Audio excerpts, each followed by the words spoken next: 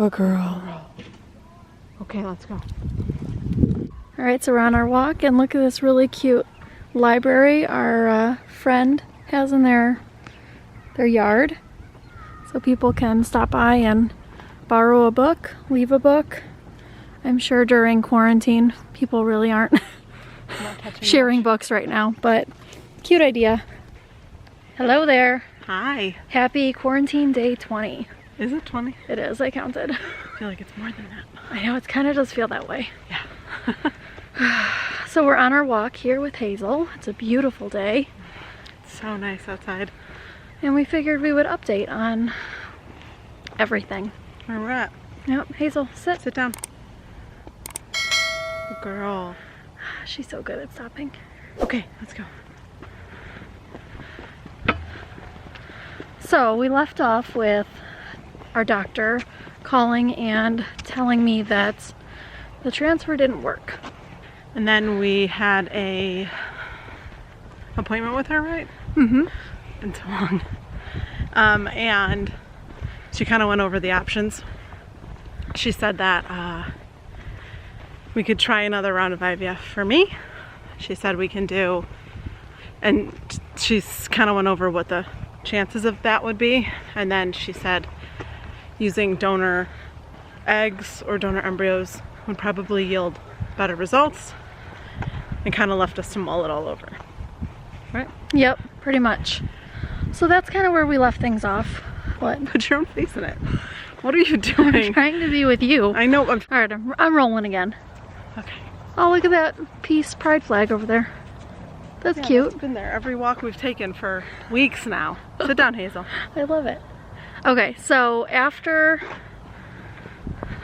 that appointment, we felt like we had to make some decisions, because if we want to keep moving forward with making Maygan, we have to decide, are we going to keep working toward the same goal that we have been trying to work toward, with both of us carrying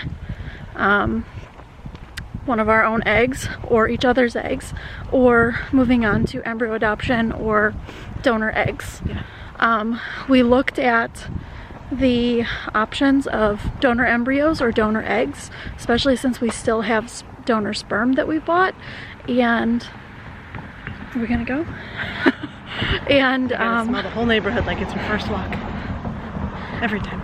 And which option was cheaper? Not that that was our decision, but like, one was way more expensive. Obviously we had to look into cost. We don't live in a world where cost doesn't matter. And so we had to look at the different options. So she kind of laid it out for us. Their financial people were not very helpful. Not at all. Yeah. But we met with, or we talked with them via email. And I called our insurance, and so then Jill and I sat down and went over all the options and the prices and what was feasible for us. And what was feasible for us was the donor embryo program. Our fertility clinic runs Way their own cheaper. program. And so it's a really small amount of donors, but it's, stop pulling me, come on. It's a small amount of donors, so obviously less to choose from, but it's also able to be really affordable for couples, so it's a wonderful option.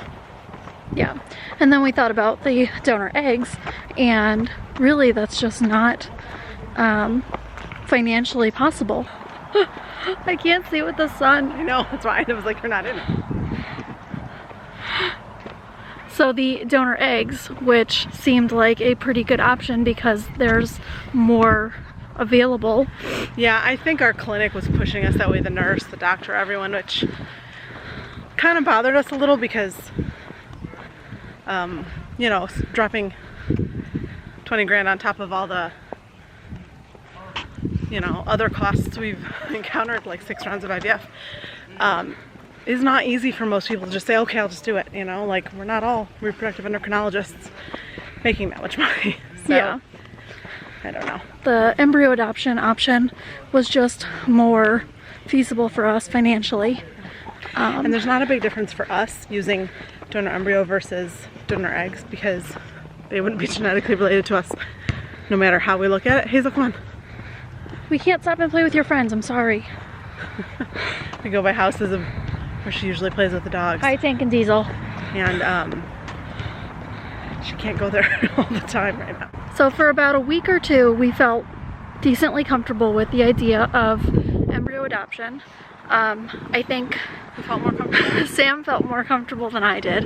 Unfortunately, I just wasn't ready for that. I wanted to be, and I wanted to be a big girl and put on my big girl panties and say that I can handle the change, but I didn't feel like I could.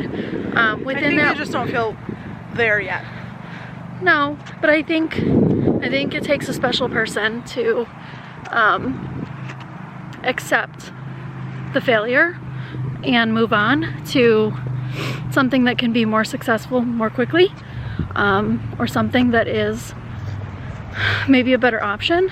I tried to accept that and go with that because Sam felt pretty comfortable with it, and our doctor and our nurses were really pushing us to use anything other than our eggs at this point. And I just started crying every time I thought about it. I would just start like welling up with tears and get really upset, and I just felt like I needed to mourn the decision and mourn that it was also really close it wasn't going to work. Of the failed transfer. Yeah, I was coming down off of all the progesterone and estrogen, but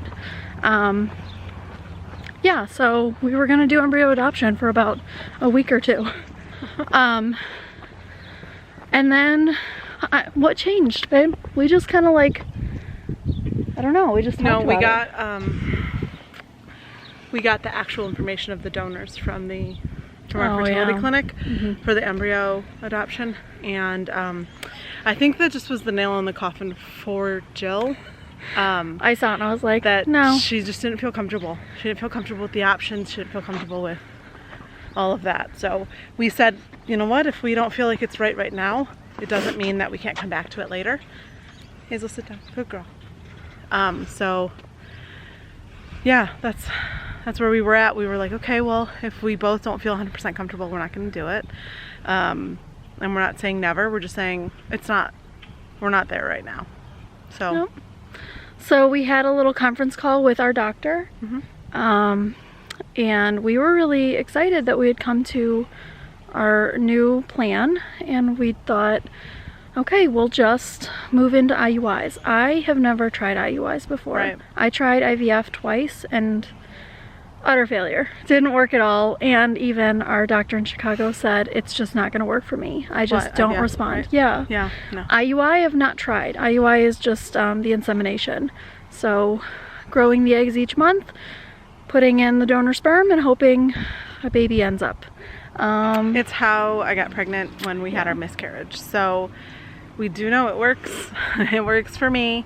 So we thought, well, this is what works. Our doctor in Chicago was really a proponent of it for us. She's like, you know, she's the one who told us that that people with low AMH have similar odds to people with regular AMH for IUI success, which obviously is less than IVF success. But it's when we get to IVF that we have much lower odds.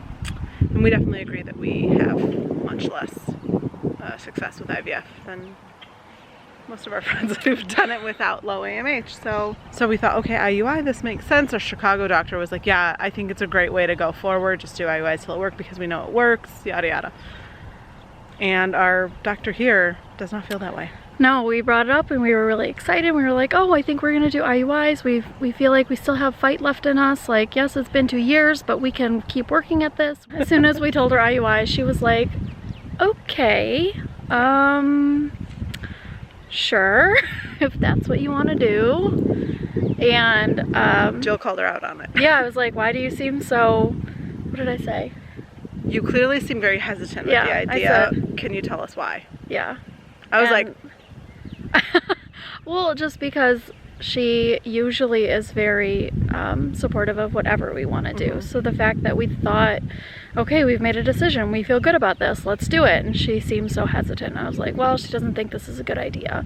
So asked her about that, and she basically said that she disagrees with our previous doctor. IUI does not have as good of a chance of working for people with low AMH in her opinion, because IVF is just way more controlled. You can control the egg, you can control the fertilization, you can control when you put it back in, you can control the genetics, you can control so much of IVF, and you really can't control IUI. And that's all well and good, but like, I don't really make many embryos. We felt like we'd made that decision, and the doctor did explain why she was feeling so hesitant about it. She said that she felt like Sam could be really good at IVF. She feels we may just need to try different protocols. And so she said she's had recent success with 2 different ways of handling low AMH. So I don't know what we're gonna do with that, but I guess I said I'll think about it.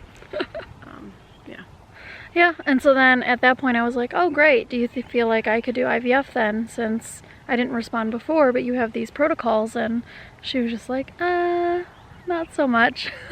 I don't think that IVF is going to work for you. So she does want me to do IUIs, and she wants Sam to do IVF. So that's kind of our plan right now. And I guess we're just going to keep working toward whatever. I don't know. Be patient. That's what we got to do, right? Yeah, and this was all before the coronavirus outbreak got really bad here, and now we're kind of mostly on hold for everything, as probably the rest of the world is for all facets of life. Yeah. So for now, I'm working from home. We're walking the dog a lot. Jill is teaching. I'm distance teaching.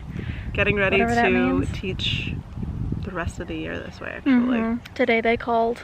Schools will not be returning in our state to face-to-face teaching in Michigan. So, yep, I will be teaching online for the rest of the year. Comment down below how many rolls of toilet paper you still have. We have a lot. We actually got a lot right before this happened. We didn't even try. We didn't try. We didn't stockpile. We just happened to need toilet paper, went to Costco and got toilet paper. And then like a week later this happened. Not stockpiling. We're just trying to go to the grocery store as little as possible. Yeah.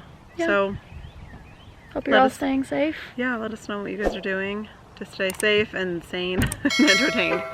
Hope the rest of your quarantine goes well. We'll see you next time. Bye. Bye.